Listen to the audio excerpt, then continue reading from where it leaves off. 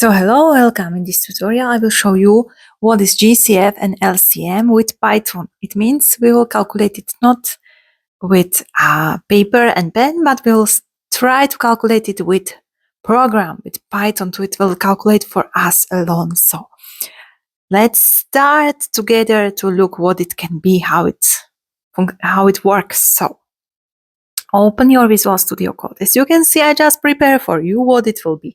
The code, as for your first journey, you can copy from me.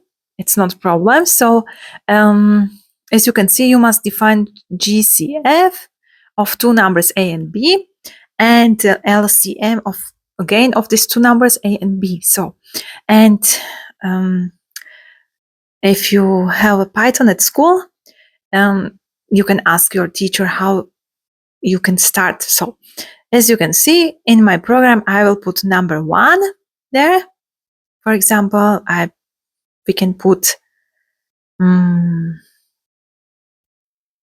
first number 60 and second it will be 45. So it will show you that GCF is 15 and LCM is 180. So this is a very easy way how you can control your homework, how you can work alone, how you can try to work alone with Python.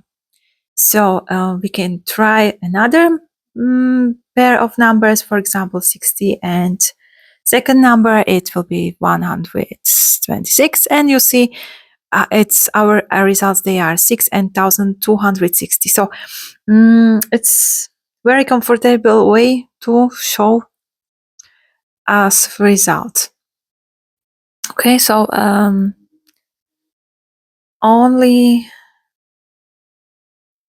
we must care about how it works, so we wouldn't make mistake. But this program Visual Studio Code, it show you all the time where is mistakes, so it's not so complicated. So another possibilities is JUPYTER Lab. This you can download and install with easy. You will open your, for example, CMD and on Windows, and you will write pip install JUPYTER Lab, and if you have installed it, you will only after second and more time you will only write in your CMD JUPYTER Lab, and it will open for you this JUPYTER Lab. It works as a local host, and you can read on the page from JUPYTER team, and how to try it, how to work with this, what you can do with this, and how easy it's how you can easy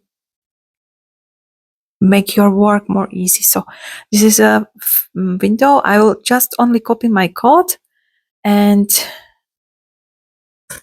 we will see what it will be. There you can put your code, and again you can it show you more comfortable, I think, what it will be. And this you can try all what is possible in words of mathematics with this JUPYTER Lab and Visual Studio Code. So